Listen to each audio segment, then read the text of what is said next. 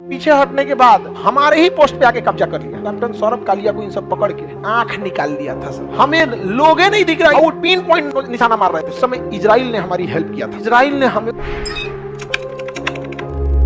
कारगिल की लड़ाई 1999 ऑपरेशन विजय चलाया गया कारगिल के। देखिए हम लोग में एक समझौता था कि हम सब यहां से ठंड के दिन में पीछे चले जाते थे। पाकिस्तान यहां से चला जाता, सोचिए पीओके ससुर यहां तक आया था और हम लोग पीछे चले जाते थे। लेकिन परवेज मुशर्रफ मर गया जहन्नुमी। जहन्नुमी मतलब समझते हैं? नरक में, नरक को उर्दू में जहन्नुम बोलते हैं। नरक को क्या कहते हैं? जहन्नुम बोलते हैं। जा जहन्नुम में नहीं, नरक में जाओ। यहाँ पे परवेज मुशर्रफ उस समय सेनापति था पाकिस्तान का। उसने पूरी सेना को चढ़ा दिया, कहा कि हिंदुस्तानी पीछे लौट चुके हैं, दुनिया थूकेगी तो क्या हुआ, चढ़ जाओ खाली जगहों पे। समझ गया? इसके लिए डिसिप्लिन मायने नहीं रखता है। इसलिए मरने के बाद भी लोग क्या कर रहे हैं, गरिया रहे थे, चढ़ गए यहाँ पे। जबकि हम सब का एक एग्रीमेंट होता था, ठंड में हम सब पीछे हट जाते थे। 1998 में हम सब क्या हो गए, पीछे हटे। लेकिन इस ससुरा पीछे हटने के बाद चढ़ गया वापस और हमारे ही पोस्ट पे आके कब्जा कर लिया, पूरे पहाड़ी पे कब्जा कर लिया। जब हमारे सैनिक गए ना, तो कैप्टन सौरभ कालिया सबसे पहले गए। कैप्टन सौरभ कालिया को इन सब पकड़ के उनका आंख निकाल दिया था सर। आंख, सारी उंगलियां काट लिए थे सर। ये होंठ जो होता है ना, काट के इसे खींच दिए थे सर। यहाँ पे कान कटा हुआ था यहाँ पे, और मतलब जैसे मन वैसे लाश के साथ खेले थे सब, अब फेंक दिए थे सब कैप्टन सौरभ कालिया को। पर भगवान से प्रार्थना करते हैं, खुदा वाहेगुरु ईश्वर, कैप्टन सौरभ कालिया को मुशर्रफ का पता बता दीजिएगा कि कहां है ही, वहीं मार मारेंगे उनको। बीच में सब छुड़ाने आएंगे, सब देवदूत वगैरह स्वर्ग में होते होंगे, सब देवदूत, ये सब चीजें, स्टाफ वहां भी होगा सब अपना। ए छोड़ दो, ए ना ना, मारेंगे चचुरा को यहाँ पे। नीचे का बदला ऊपर लेंगे। बताइए इस तरह की इंसानियत होती है। युद्ध में हर सैनिक एक दूसरे को मारते हैं। आपको अगर मारना था तो इज्जत से लाश लौटा देना चाहिए था, ऐसे फेंक दिया था वहां पे। अब अटल बिहारी वाजपेयी ने सीधा आदेश दिया कारगिल पे चढ़ाई करने के लिए। तो इनको लगा कारगिल पे चढ़ाई करना, अरे वहां के सब पहाड़े पे कब्जा कर लिए थे सर, पूरा यहां से यहां तक। हम लोग को क्या लग रहा था कि कारगिल पे ही मैंने, लेकिन कारगिल से रिलेटेड हर एक पहाड़ी पे पूरा कब्जा कर लिया था। एक लंबे एरिया में कारगिल पे क्या कर लिए थे सर, कब्जा कर लिए थे सर यहाँ पे। अब इसमें आपकी कारगिल मूवी भी बनी है, शेरशाह मूवी भी बनी है, समझा क्या? टाइगर हिल को लेकर कहानी है किसका, शेरशाह का। और वहां पे पाकिस्तानी इतने खतरनाक थे सब, मतलब इतना माइंडसेट से आए थे सब वहां पे, कि उन्होंने क्या किया ना, कि भारतीय सैनिकों के जो रास्ता था यहाँ माइंस बिछा दिया। अब कोई आता था तो माइंस से उड़ जाता था। अच्छा, पाकिस्तान वालों से कहा कि तुम इधर से तोप का गोला चलाओ। अगर माइन से बच गए तो किससे चलाते? तोप का गोला से। उसमें से ठंड पड़ती थी, बर्फ से कोई मर जाता था यहाँ पे। उसके अलावा यहाँ मशीन गन खड़ा कर दिए थे सब, हाइट पे थे सर, धर धर धर मशीन गन मारते थे सर। उसके बाद भी मशीन गन के बीच में स्नाइपर को छुपाए रहते थे सर। स्नाइपर का काम क्या होता है, वो कभी भी लो वैल्यू टारगेट को नहीं मारते हैं। वो जैसे इतना भीड़ रहेगा ना, जैसे इसमें स्नाइपर किसी को मारना रहेगा तो हमरे मार देगा वो। स्नाइपर का काम ही क्या रहता है, वो नहीं देखते, स्कोप लगा के चुपचाप बैठे रहते हैं सब। देखेगा यहाँ पे, ये यहाँ पे सिपाही है, ये मेजर है, मार दो इसी को। तो जितने हाई रैंकिंग अधिकारी रहते हैं उनको मारते हैं। मशीन गन वाला कोई आया धर धर धर धर धर धर मार रहा है, तोप का गोला मार। इतना टफ कंडीशन था, और वहां पे हमारे सैनिकों को आगे बढ़ना था यहाँ पे। और उस समय हमारे पास कोई उस तरह की लड़ने की टेक्नोलॉजी भी नहीं थी यहाँ पर। अब वो कहां से मार रहे थे सब पता ही नहीं चल रहा था। अच्छा, उनका पोजीशन पहाड़ में छुपे थे, हर पहाड़ के बीच में वो एकदम जगह बना लिए थे सब। अब पहाड़ में कोई क्या दिखता है वहां पे, और उसमें अपना स्कोप लगा के एकदम पिन पॉइंट पे निशाना मारते थे यहाँ पे। और हम लोग को दिखता ही नहीं था कि कितने लोग हैं। सोचिए कितनी कंडीशन, हमें लोगे नहीं दिख रहा कि कितना लोग है, और पिन पॉइंट निशाना मार रहे थे यहाँ पे। बहुत मुश्किल था वहां पे चढ़ के हमला करना वहां पे। उस समय इजराइल ने हमारी हेल्प किया था। इजराइल ने हमें उस समय लेजर गाइडेड बम दिया था। वो बमवा को क्या करना होता है ना, जैसे कहीं बारूद है, जैसे मान के चलिए इस पहाड़ पे यहाँ कोई छुपा हुआ है, इस पहाड़ पे छुपा हुआ है, तो उसको जहाज से, लड़ाकू जहाज से पायलट जो होगा एक लेजर का किरण छोड़ेगा इस पे, लेजर। और लेजर सिस्टम में क्या होता है, लॉक कर दीजिए तो लेजर अपने से उसको होता है, जहाज चलते भी रहेगी ना तो लेजरवा घूम जाएगा, लेजर क्या हो जाएगा, घूम जाएगा। अब ये पायलट क्या है ना कि उधर जहाज धीमा करके आगे बढ़ेगा, ये क्या हो जाएगा, लेजर गाइड, यहाँ बम गिरा देगा। अब बम को इससे मतलब नहीं है कहां जाना है, वो जहां देखेगा कि लेजर किरण बिखरी हुई है, लेजर किरण यहां जाके बिखर जाएगी, वहीं चला जाएगा, क्या हो जाएगा, वहीं चला जाएगा। तो लेजर गाइडेड से ले जाके बम से वहीं गिर जाए। पाकिस्तानियों को समझ में नहीं था यार ये कौन बम है यार, अरे यार उधर गिरा यार, इधर कैसे आ गया यहाँ। अब पायलट लेजर गाइडेड बम में ना पायलट निशाना ही नहीं लगाता है, वो क्या लगाता है, लेजर, अब बम गिरा देता है। बम को क्या करता है, गिरा देता है। अब बम जब गिरेगा ना तो उसका विंग्स खुलता है, बम क्या क्या खुलता है, विंग्स। कहते किधर जाना, दाहिने बाएं, धड़ाम, पाकिस्तान वाला उड़िया गया सब। थोड़ा बहुत हम लोग को आइडिया लगा, हम उधर एक सैनिक मर रहा था तो हमारे यहाँ 27, तो 1:27 का रेशियो हम लोग लेके चले थे यहाँ पे।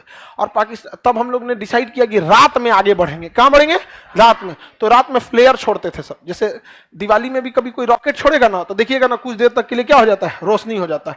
उस बीच में भी मारते हुए हम लोग कहाँ बढ़े थे, आगे बढ़े थे। एयरफोर्स भी तबाह की थी इन सौ को। पाकिस्तानी इधर से इतने बेशरम थे सब कि इधर से बम मारते थे सब, तोप।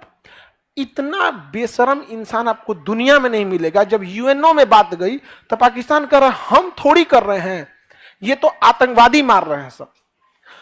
तो एक बात बताओ, आतंकवादी के पास गोला बारूद होता है, तोप कहां होता है? तो भारतीय सेना ने कहा कि ये तोप कहां से आ रहा है, तुम्हारे यहां आतंकवादी तोप लेके घूमते हैं, तो यूएनओ इसे आतंकवादी देश घोषित कर दीजिए, सब मिलकर तोप व्यवस्था कर देंगे सब।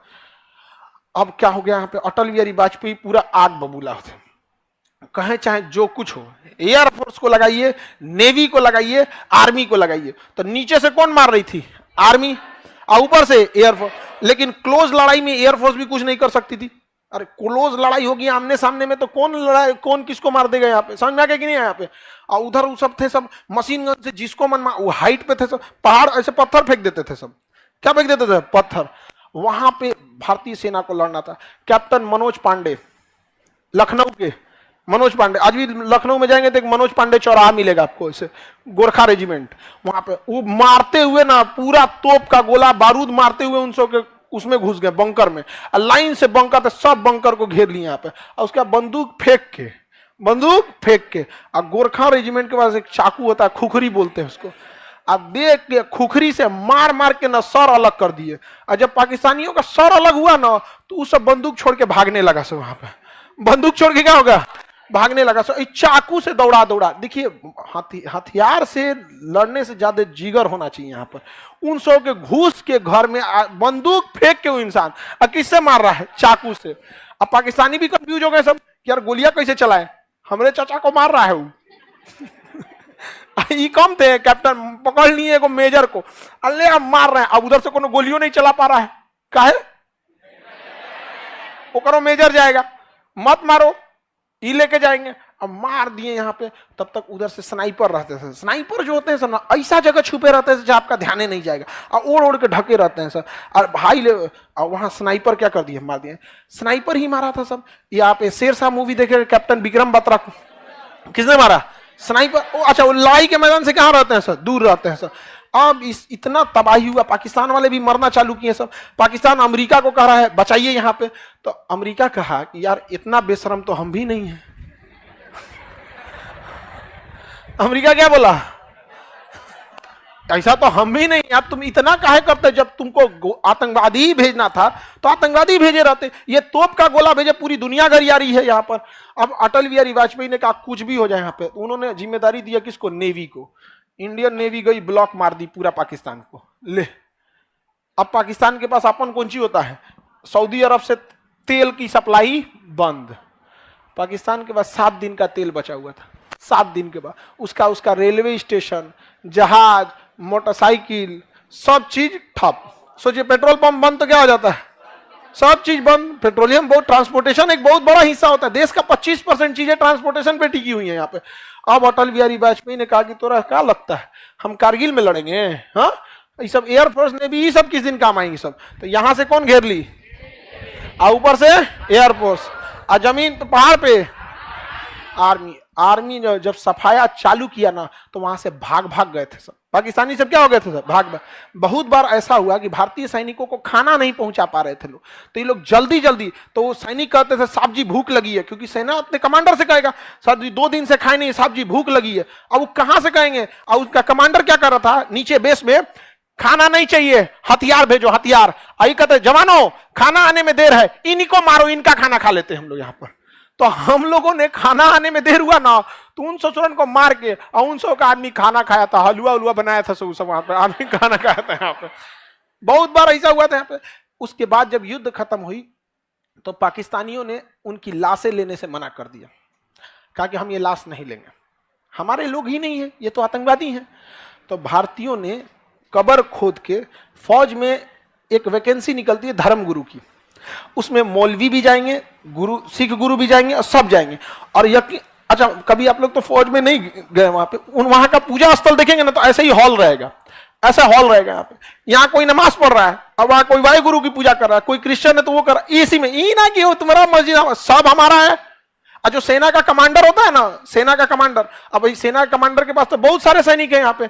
अब उनको अगर कोई अगर धार्मिक चीज में गया ना, अगर सिख के पास गया तो सिख की तरह जाएगा, ये नहीं कि हम पगड़ी क्यों लगाएंगे, वाई गुरु की जय क्यों बोलेंगे। और मुस्लिम में गया तो वो मुस्लिम के वेशभूषा रहेगा, जो उसका तरीका है वहां पे बाल ढकना, चाहे वो साफा से ढके या फिर टोपी से ढके। और जब अपने पूजा स्थल पे जाएंगे तो टीका लगाना पड़ेगा, और जब युद्ध के मैदान में आएंगे तो हेलमेट पहन के गोली खिलाना होगा यहाँ पर। इसलिए हिंदुस्तान की फौज की इज्जत है, because they followed a discipline. तो लाइफ में हमेशा याद है कि डिसिप्लिन, डिसिप्लिन का मतलब ये नहीं होता है कि आपको बस क्लास में डिसिप्लिन, आप जहां रहते हैं उस एरिया में भी डिसिप्लिन रहना चाहिए। यहाँ पे कहाँ क्या चीज है, हर चीज में आपको क्या होना चाहिए, डिसिप्लिन रहना चाहिए। डिसिप्लिन मतलब जो आपको जिम्मेदारी दी गई यू हैव टू फॉलो, चाहे कुछ भी हो जाए यहाँ पे। और हमारे इंडियन आर्मी ने धर्म गुरुओं को बुलाकर उन लोग की कब्र खोद के इज्जत से दफनाए थे लोग, जबकि कुछ सैनिक सब मना किए थे सब कि इन सब का भी हम लोग आंख निकाल लेते हैं। तो भारतीय सेना के जो कमांडर थे उन्होंने समझाया था कि जानवर और इंसानों में फर्क होना चाहिए, चाहे दुश्मनी कुछ भी हो, we have to follow discipline. और हम लोगों ने उनकी लाश को दफनाया था यहाँ पर। समझ आया कि नहीं आ गया? अब वो चट्टा आंख निकाल लिए थे सब यहाँ पे, इसी सब चीज का भुगतते हैं हम। और उनकी बर्बादी यकीन मानिए ऊपर वाला करता है। पाकिस्तान की बर्बादी खुद खुदा करेगा अपने हाथ से, क्योंकि खुदा को सबसे ज्यादा अगर किसी ने बदनाम किया है ना, इन्हीं चोटों ने बदनाम किया है। नहीं समझाया? तो कारगिल की लड़ाई जो थी बहुत अच्छा, अमेरिका कहा अटल बिहारी वाजपेयी को कि कारगिल की लड़ाई तत्काल बंद कीजिए। मैं आपको कहता हूं कारगिल की लड़ाई बंद कीजिए। यहाँ पे पाकिस्तान के प्रधानमंत्री हमारे यहाँ बैठे हुए हैं, तो अटल बिहारी वाजपेयी ने कहा कि कारगिल की लड़ाई हम कैसे बंद कर सकते हैं, ये पाकिस्तान के हाथ में है, आतंकवादियों को बोलिए वापस जाए। तो कह रहा है कि आप मत बोलिए अटल जी कि पाकिस्तान एक परमाणु संपन्न देश है। कहा कि बोलिए उसको मारे, बोलिए उसको मारे, वो मार जरूर देगा, लेकिन वादा करते हैं कि अगले दिन का सूरज पाकिस्तान का कोई व्यक्ति नहीं देख पाएगा। मारेंगे परमाणु बम यहाँ पे। हम उस खुश नसीब में से है ना जो हमने एक साथ अटल बिहारी वाजपेयी और एपीजे अब्दुल कलाम को देखा था। उसके बाद यह दिन अब भारत में किसी को नसीब नहीं होगा, क्योंकि अब देश सिद्धांत ये सब साइड हो गया है। अब राजनीति के लिए क्या सही है वही सही है, लेकिन अटल बिहारी वाजपेयी में ये चीजें थी। यहाँ पर आज भी यहाँ पर अटल बिहारी वाजपेयी और एपीजे अब्दुल कलाम, हमें नहीं लगता है कि ये लोग इंसान थे, अवतार थे ये किसी ना किसी चीज के यहाँ पर, वरना भारत को ये दो जोड़ी एकदम अतुलनीय है। यहाँ पे अभी के समय में क्या है, हमारी प्रधान राष्ट्रपति हैं द्रौपदी मुर्मू जी, बट क्या है ना कि वो एकदम वो राष्ट्रपति बनी तो उनकी शोभा और बढ़ गई। बट एपीजे अब्दुल कलाम के साथ ऐसा नहीं था। एपीजे अब्दुल कलाम जब राष्ट्रपति बने तो राष्ट्रपति पद की गरिमा बढ़ गई थी। समझ रहे हैं अंतर, समझ रहे हैं कि नहीं समझ रहे? एपीजे अब्दुल कलाम इसलिए फेमस नहीं है कि राष्ट्रपति हैं, इसलिए फेमस है कि वो कलाम साहब है। समझ में आया कि नहीं गया? वो राष्ट्रपति नहीं भी रहते हैं तो उनकी उतनी ही इज्जत होती है यहाँ पे, और हम लोग उन्हें राष्ट्रपति के रूप में याद करते हैं, एक देशभक्त के रूप में याद करते हैं। नासा ने उनको बोला था कि आके हमें नासा ज्वाइन कर लिए, उन्होंने कहा कि देश को उन जैसे लोगों की जरूरत है। कहा कि हम शादी ब्याह किए, हमारा कोई नहीं है, बस एक हमारी भारत माँ है, और माँ को हम कैसे छोड़ सकते। ऐसे व्यक्ति थे यहाँ पे। और आज भी हम लोग इजराइल का साथ देते हैं। रीजन क्या है? कारगिल की लड़ाई में हमारा साथ दिया था, कारगिल की लड़ाई में हमारा साथ दिया। और इजराइल की नीति है, इजराइल के दुश्मन ऑटोमेटिक गायब होने लगते हैं सब।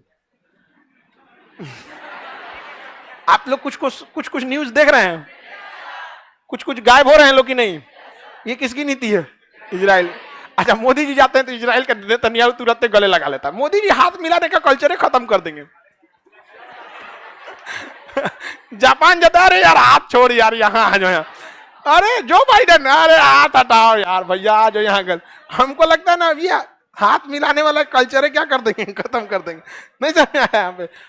हालांकि विदेश नीतियों में अच्छे हैं, नो डाउट। सैन्य नीतियां और विदेश नीतियां बहुत ही प्रबल हैं यहाँ पर। समझ में आ रहा है कि नहीं यहाँ पे? तो ये चीजें उनके अच्छी है यहाँ पे। तो हम लोग के प्रधानमंत्री मतलब विदेश नीति भी क्या होनी चाहिए? बेहतरीन होनी चाहिए। यहाँ पे कहीं पे भी विदेश नीति बहुत मायने रखती है। समझ में आ गया कि नहीं आ गया? किसी को कोई दिक्कत?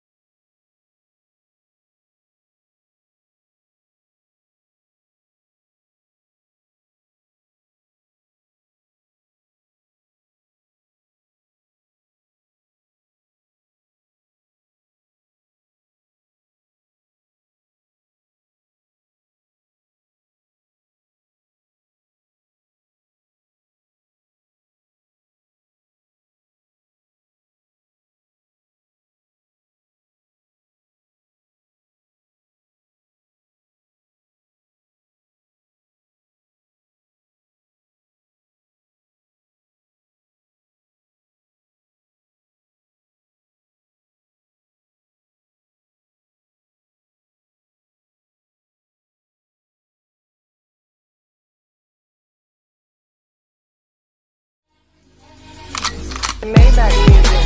Can anybody out there hear me?